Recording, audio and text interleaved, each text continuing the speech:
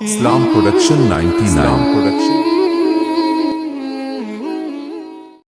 انسانی زندگی میں بہت ساری چیزیں ایسی ہوتی ہیں جن کا انسان کی زندگی پر اثر ہوتا ہے۔ ظاہر ہے زہر موت کا سبب بن سکتا ہے۔ تریاک ایک ایسی چیز ہوتی ہے جو زہر کے اثر کو بھی کاٹ دیتی ہے۔ جب آپ کسی شخص کو برا بھلا کہتے ہیں تو لازمی نتیجہ یہ ہوتا ہے کہ وہ شخص آپ سے ناراض ہوتا ہے، اس کے چہرے پر آپ کے لیے اچھے تاثرات نہیں ابھرتے۔ اور جب آپ کسی شخص سے محبت کی بات کرتے ہیں، پیار کی بات کرتے ہیں تو وہ آپ کے قریب ہو جاتا ہے۔ آپ نے اگر کسی شخص کو مکہ دکھایا تو ظاہر ہے اسے غصہ آئے گا، لیکن اگر آپ نے کسی کو نظر جھکا کے محبت سے سلام کیا ہے تو یقیناً اسے آپ سے محبت ہوگی، آپ پہ پیار آئے گا۔ انسان کے اعمال کا اس کی زندگی پر اثر پڑتا ہے۔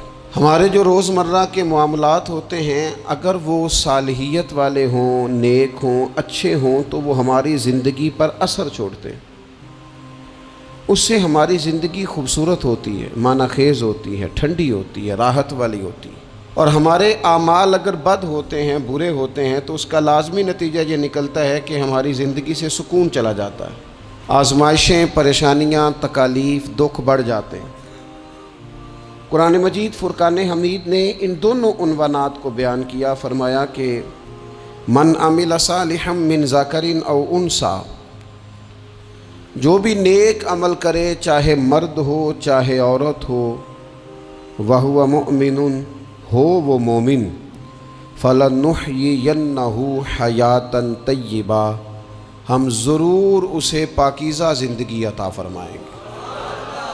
اگر نیک اعمال کرو گے تو شرط ایک ہی ہے کہ مومن ہو، باقی مرد ہو یا عورت ہو یہ کوئی شرط نہیں۔ اگر نیک اعمال کریں گے تو فَلَنُحْيِيَنَّهُ حَيَاتًا طَيِّبَةً، پھر ہم پاکیزہ زندگی اس شخص کو نوازیں گے۔ مسند امام احمد بن حنبل میں حضرت ابو ہریرہ رضی اللہ تعالیٰ عنہ سے مروی حدیث موجود ہے، نبی اکرم صلی اللہ تعالیٰ علیہ وسلم نے ارشاد فرمایا کہ رب کریم فرماتا ہے اگر میرے بندے کریں میری فرما برداری تو میں رات کو ان پر بارش برساؤں گا، دن کو سورج طلوع کروں گا، اور کبھی انہیں کڑک کی آواز بھی سنائی نہیں دے گی، آواز بھی کبھی ان کے قریب نہیں آئے گی کڑک کی۔ اگر میری فرما برداری کریں تو میں ان کے لیے آسانیاں کر دوں گا، رحمت ہو جائے گی بندوں۔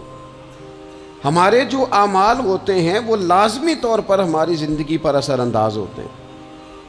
آپ خود دیکھ لیں، ایسا نہیں ہے کہ ہماری باتیں صرف سامنے والے پر اثر کرتی ہیں، ہماری گفتگو، ہماری بات، ہمارا انداز ہمارے اپنے اوپر بھی اثر انداز ہوتا ہے۔ آپ کوئی کسی کو ہنسانے والی بات کرنا چاہ رہے ہیں اور آپ نے گفتگو چھیڑی ہے، کوئی بات ایسی ہے جس میں کوئی ایسی بات ہے جس میں لوگ ہنسیں گے، کوئی لطیفہ ہے، کچھ ایسا ہے، تو وہ بات ابھی آپ نے سنائی نہیں، ابھی وہ آپ کے ذہن میں ہے، آپ سنانا چاہ رہے ہیں، لیکن اس کو سوچ کر آپ ہنسنا شروع کر دیتے ہیں۔ اور بہت سارے لوگ ایسے ہوتے ہیں جو بات کر ہی نہیں پاتے، ہنس ہنس کے لوٹ پوٹ ہوتے رہتے ہیں۔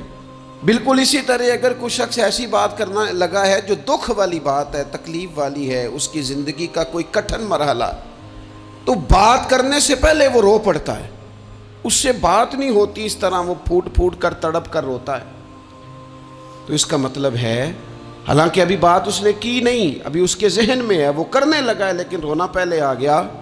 معنی یہ ہے کہ ہماری گفتگو کا صرف سامنے والے پر ہی اثر نہیں ہوتا، ہماری باتوں کا ہمارے اپنے اوپر بھی اثر ہوتا ہے۔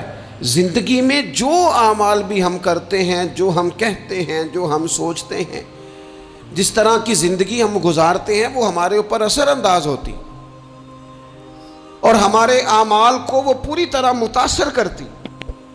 اس لیے بخاری میں حدیث ہے، نبی اکرم صلی اللہ تعالیٰ علیہ وسلم نے فرمایا بندہ بولتے بولتے بعض اوقات ایسا جملہ بول جاتا ہے اسے پتہ ہی نہیں ہوتا اور اللہ تعالیٰ اس کے درجات کو بلند فرما دیتا ہے، ایک جملے کی وجہ سے، ایک بات کی وجہ سے، ایک خیر کی گفتگو کی وجہ سے اس کے درجات بلند ہو گئے۔ اور حضور فرماتے تمہیں پتہ ہی نہیں ہوتا اور تم بولتے بولتے بات کرتے یعنی تمہاری گفتگو تمہاری زندگی میں خود اتنا اثر رکھتی ہے کہ تم بات کرتے کرتے بعض اوقات کوئی ایسی بات کر دیتے ہو کہ اس جملے کی وجہ سے تمہیں خبر بھی نہیں، لیکن اس جملے کی سختی اتنی تھی، اس کی سزا اتنی تھی کہ اللہ اس جملے کی وجہ سے دوزخ کا فیصلہ کر دیتا ہے۔ کیا سمجھایا جا رہا ہے کہ ذرا نا سوچ کے بولو، ناپ تول کے بات کرو، اپنے جملوں کا وزن رکھو، جو منہ میں آیا ہے، جو طبیعت میں آیا ہے، جو من چاہے اسے کہہ نہ دو، پہلے ذرا دیکھو تو صحیح تم کیا کہنے لگے۔ غور تو کرو کہ تمہاری وہ جو گفتگو ہے وہ کس پس منظر میں ہے، کس عنوان پہ ہے، تم معافی ضمیر کو کن لفظوں اور کن جملوں کا سہارا لے کر تم بیان کرنے لگے ہو، تو ہمارے اعمال ہماری زندگی میں اثر انداز ہوتے ہیں۔ اور پھر یہ نہیں ہو سکتا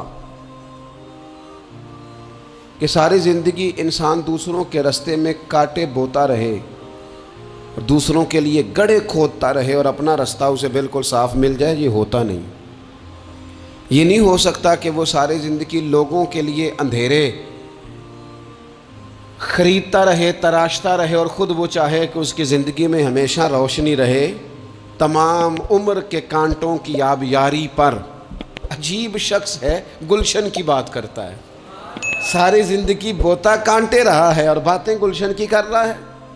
ساری زندگی اس نے فصل وہ بوئی ہے جو لوگوں کو کاٹ دے گی، اور بات خوشبو اور پھولوں کی کر رہا ہے۔ تمام عمر کے کانٹوں کی آبیاری پر عجیب شخص ہے، اب گلشن کی بات کرتا ہے۔ یہ کیسے ہوگا؟ تو لوگوں کے لیے کھڈے کھودتا رہا ہے اور تیرے رستے کے اندر سپیڈ بریکر بھی کوئی نہ آئے، کوئی چیز تیرے لیے تکلیف کا، یہ ہو نہیں سکتا۔ اللہ کریم نے قرآن مجید میں بالکل اس عنوان کو بیان کیا، فرمایا وما اصابکم من مصیبت فبما کسبت ایدیکم ویعفو عن کثیر۔ فرمایا تمہیں جو بھی مصیبت پہنچتی ہے وہ تمہارے ہاتھوں کے کمائے ہوئے اعمال کی وجہ سے پہنچتی ہے۔ ویعفو عن کثیر، اور بہت کچھ تو وہ معاف فرما دیتا ہے۔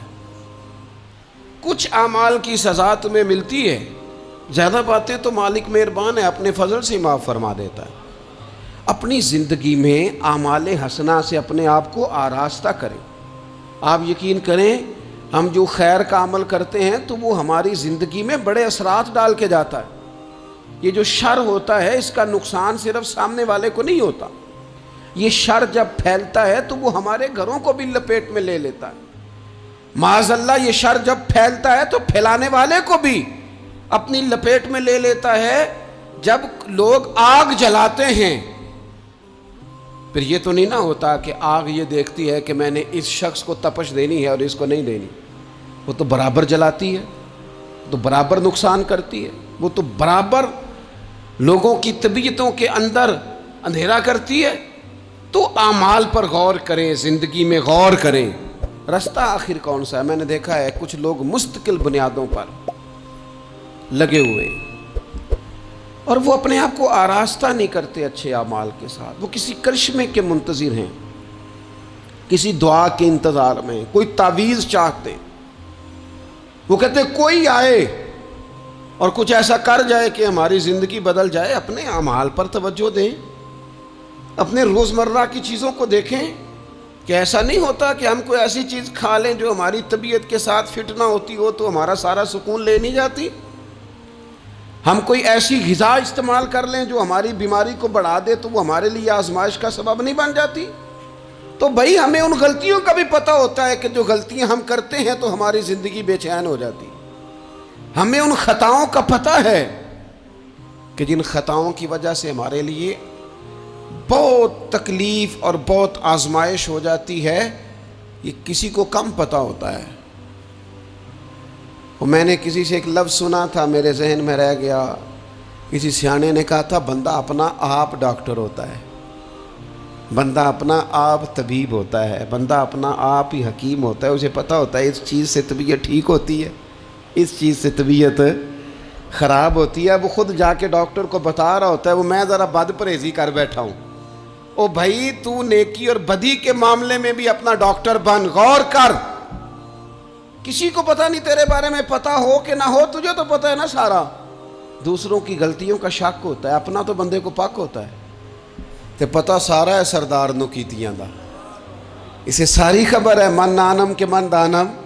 یہ ساری زندگی اپنی کوتاہیاں دوسروں پہ ڈالے, یہ دوسروں کو اپنی غلطیوں کا ذمہ دار بنائے, یہ پیچھے رہنے کی وجہ کسی اور کو قرار دے, اس کی مرضی ہے, جان چھڑانا چاہ رہا ہے. ورنہ یہ یاد رکھیے کہ انسان کو خبر ہوتی ہے کہ میری زندگی کے اندھیروں کا سبب کیا ہے. اسے پتہ ہوتا ہے کہ یہ جو عمارت انکمپلیٹ رہ گئی ہے تو میں کہاں سست ہوا تھا تو رہ گئی. جس طرح اعمال حسنہ, میں نے دونوں مقام قرآن مجید کے آپ کے سامنے رکھے, جس طرح اعمال حسنہ نور پیدا کرتے ہیں, جس طرح نیکی زندگی میں سرور لاتی ہے. من عامل صالحا من ذکر او انثی وهو مؤمن فلنحیینہ حیاتا طیبہ. جو بھی نیک اعمال کرے, مرد ہو یا عورت ہو, شرط ہے کہ مومن ہو. فلنحیینہ حیاتا طیبہ, ہم اسے پاکیزہ زندگی عطا فرمائیں گے اور ضرور پاکیزہ زندگی عطا کریں گے. ساتھ ہی قرآن مجید نے آگے جا کر ایک اور مقام پر یہ بھی کہہ دیا کہ وما اصابکم من مصیبت فبما کسبت ایدیکم ویعفو عن کثیر. تمہیں زندگی میں جو بھی مصیبت پہنچتی ہے تمہارے اپنے کمائے ہوئے اعمال کی وجہ سے پہنچتی ہے, زیادہ تو اللہ معاف کر دیتا. اور نبی پاک صلی اللہ تعالی علیہ وسلم نے ان الفاظ کے ساتھ اس مضمون کو بیان کیا. فرمایا نیکی وہ ہے جو تیرے دل کو سکون عطا کرے. اب اس پر بھی غور کر لینا چاہیے کہ اگر کسی کی نیکی بھی اسے سکون نہیں دے رہی, اس نے اتنا راشن بانٹا ہے پھر بھی طبیعت کو سکون نہیں, تو پھر وہ دیکھ لے نیکی تو ہے پر ذرا معیاری نہیں ہو سکی, نیکی تو ہے پر رضائے الہی والی نہیں ہے. اس نے بڑے خیر کے کام کیے ہیں پر طبیعت پھر بھی بے قرار ہے, تو اس کا مطلب یہ ہے کہ نیکی تو ہے پر کہیں کہیں اس میں دکھاوا آ گیا ہے.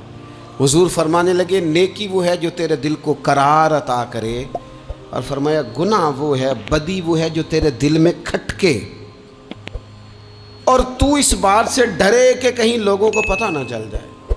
وہ بدی ہے, وہ شر ہے, وہ خوف ہے. یہ بڑی عقل کے قریب تعریف ہے نیکی اور بدی کی, اگر سمجھ میں آئے تو. یہ جو نیکیاں ہیں یہ طبیعت کو ٹھنڈا کرتی.